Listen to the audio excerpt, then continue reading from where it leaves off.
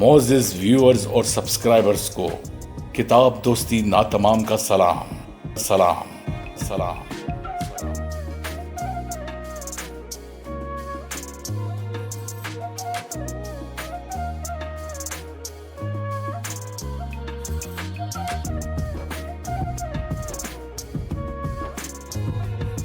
آپ سے گزارش ہے برائے مہربانی میرے دوسرے چینل ورلڈز انفارمیشن انسائکلوپیڈیا کو سبسکرائب کیجیے، جس کا لنک ڈسکرپشن میں موجود ہے۔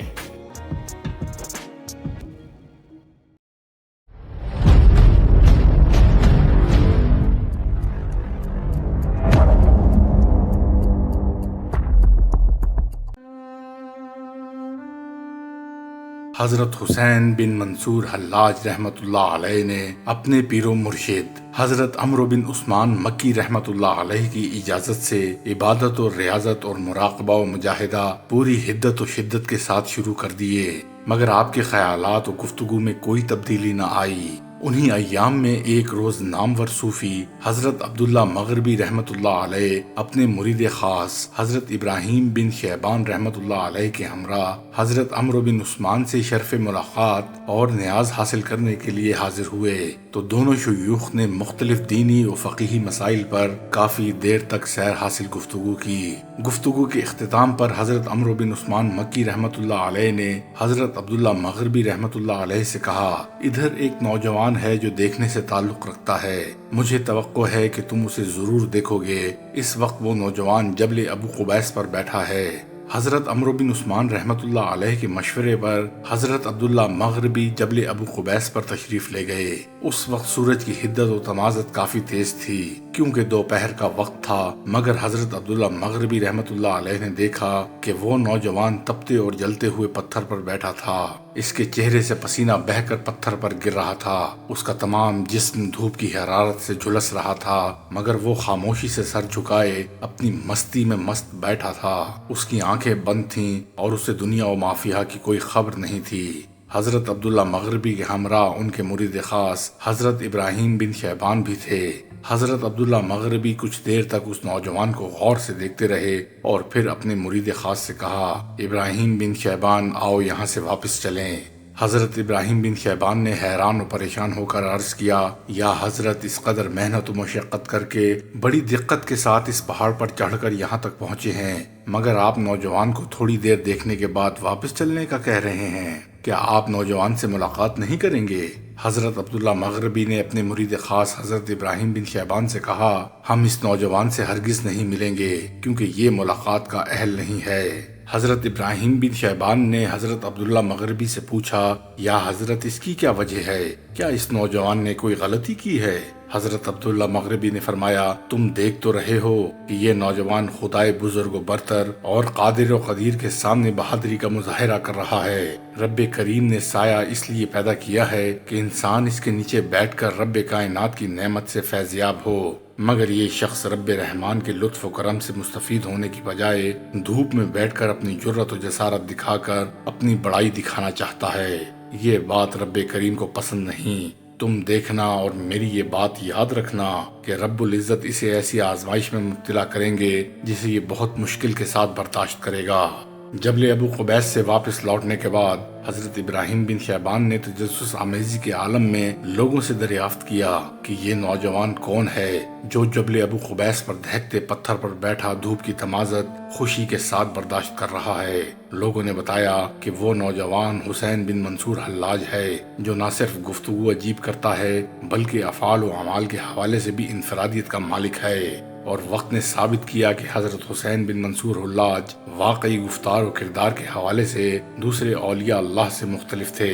آپ کے سینے میں عشق حقیقی کا شعلہ بچپن ہی سے روشن و منور تھا، اور اس میں اتنی حدت و حرارت تھی کہ وہ ان کو جلا کر امر کر سکتا تھا۔ ان کا پورا وجود اسی شعلے کے باعث بھڑکتا تھا۔ ان کی کتاب زیست کا ورق ایک عجیب اور اذیت ناک داستان بیان کرتا ہے، جس کی ہر سطر عشق الہی سے فیروزاں، ہر لفظ وصال محبوب کی خواہش سے منور، اور ہر حرف نو کے شمشیر کے نیچے سر رکھنے کی آرزو سے لبریز ہے۔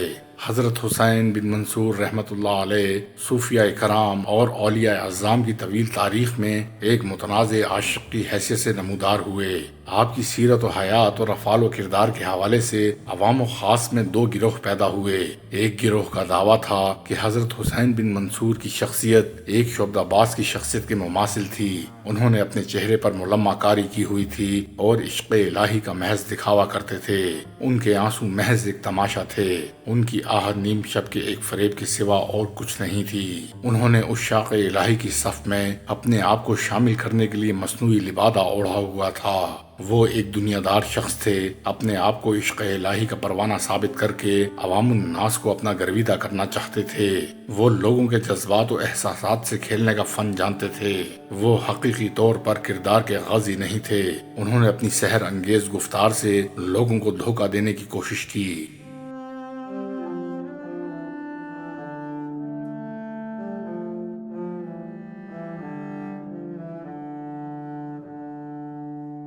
حضرت حسین بن منصور حلاج پر یہ تمام الزامات ان کے ہم عصر شیوخ اور علماء کرام نے لگائے، مگر آپ نے اپنا سفر عشق جاری و ساری رکھا، بڑی تیزی و سرعت کے ساتھ اپنی منزل مراد کی جانب بڑھتے چلے گئے۔ آپ کے بارے میں دوسرا گروہ ایک ایسا عاشق و جانثار گردانتا ہے جس نے عشق الہی میں موت کو آگے بڑھ کر گلے لگایا، موت بھی ایسی کہ جو از حد اذیت ناک اور خوفناک تھی۔ انہوں نے عشق کی وادیوں کی خاردار پگڈنڈیوں پر بے خوف و خطر ہو کر قدم رکھنے اور آخری دم تک ثابت قدم رہنے کی کوشش کی۔ وہ دنیا داروں کی اذیتوں کو مسکرا کر برداشت کرتے چلے گئے اور کبھی حرف شکایت زبان پر نہ لائے۔ اگر وہ دنیا دار ہوتے تو حالات و واقعات سے سمجھوتا کر لیتے، دنیاوی فائدے اٹھاتے، مفادات کے آگے جھک جاتے اور صرف خاموشی اختیار کر لیتے تو اپنی جان بچا سکتے تھے، مگر انہوں نے ایسا نہیں کیا۔ انہوں نے عشق حقیقی کا سودا نہیں کیا۔ وہ اپنے نظریات و عقائد پر آخری سانس تک سیسا پلائی دیوار کی طرح مضبوط و مستحکم رہے۔ انہوں نے سر مقتل عشق حقیقی کا علم بلند کیا، جان گنوا دی مگر عشق حقیقی کا حق ادا کر دیا۔ آپ عشق الہی کے میدان میں شہ سواروں کی صف میں ممتاز و نمایاں مقام رکھتے ہیں۔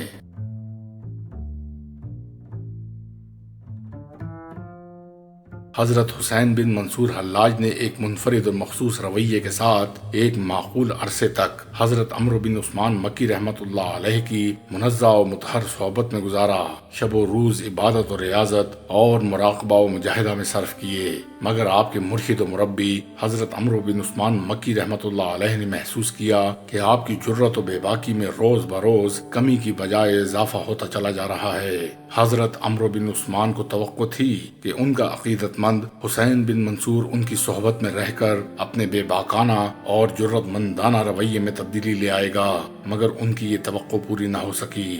حضرت عمرو بن عثمان مکی نے ایک سے زائد بار حضرت حسین بن منصور کو اپنے قریب بلا کر انتہائی شفقت و محبت کے ساتھ سمجھانے کی ازحد کوشش کی اور ہدایت کی کہ وہ اپنے اس جسارت آمیز لہجے کو بدلیں اور اپنی زبان سے نکلنے والے الفاظ میں احتیاط سے کام لیں، لیکن حضرت حسین بن منصور رحمۃ اللہ علیہ نے کسی راز کو راز نہ رہنے دیا اور بابانگ دہل اس کا اعلان کرتے پھرے۔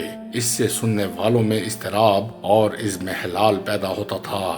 بعض لوگ خاموش ہو جاتے مگر بعض اپنی ناراضی کا برملا اظہار کرنے سے گریز نہیں کرتے تھے، جس سے ایک عجیب صورتحال پیدا ہو گئی تھی۔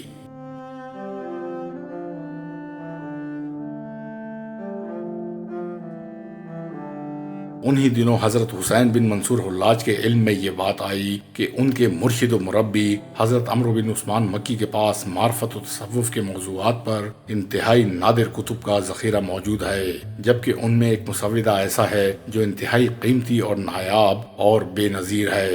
یہی وجہ ہے کہ حضرت عمرو بن عثمان مکی اس نسخے کو جان سے زیادہ عزیز رکھتے تھے اور اس کی اس قدر حفاظت فرماتے کہ اسے اپنے سرحانے رکھتے تاکہ ہمہ وقت نظر کے سامنے رہے، اور جب آرام فرماتے تو ان کے ایک ہاتھ پر نسخہ ہوتا تاکہ کوئی اسے نہ لے سکے۔ وہ اس نسخے کو نہ تو کسی کے سامنے پڑھتے اور نہ ہی پڑھنے کے لیے کسی اور کو دیتے، اگر کوئی طلب بھی کرے تو اس سے معذرت کر لیتے۔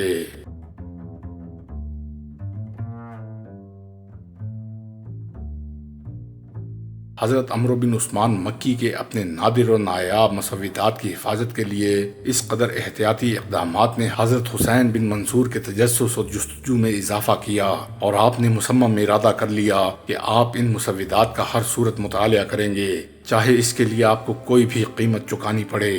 اس مقصد کی خاطر آپ حضرت عثمان بن مکی کے پاس حاضر ہوئے اور دستپستہ عرض کی کہ اے مرشد مکرم، میری خواہش اور دلی آرزو ہے کہ آپ کے پاس جو نادر و نایاب مسودات کا مجموعہ ہے، آپ چند روز کے لیے عاریتاً عنایت فرما دیں تاکہ میں ان خرد آفرین تحریروں سے مستفید اور استفادہ حاصل کر سکوں۔ میری پوری کوشش ہوگی کہ میں انہیں جلد از جلد پڑھ کر آپ کو واپس کر دوں۔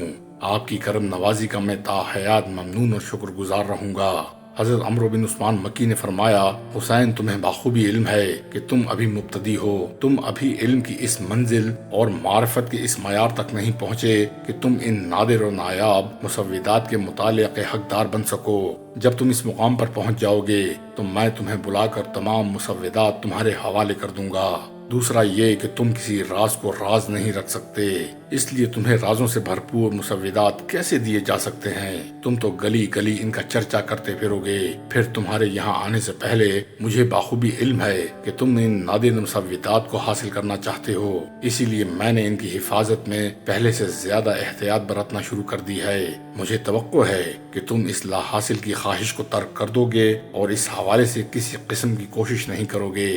حضرت حسین بن منصور نے قدر رنجیدہ اور نمدیدہ ہو کر کہا، اگر آپ مجھے ان مسودات کے مطالعے کے قابل نہیں سمجھتے تو میں بھی آئندہ آپ سے کچھ طلب نہیں کروں گا، لیکن اگر رب علیم و بصیر نے ان کا مطالعہ میرے مقدر میں لکھا ہے تو پھر دنیا کی کوئی طاقت مجھے ان تک رسائی سے نہیں روک سکتی۔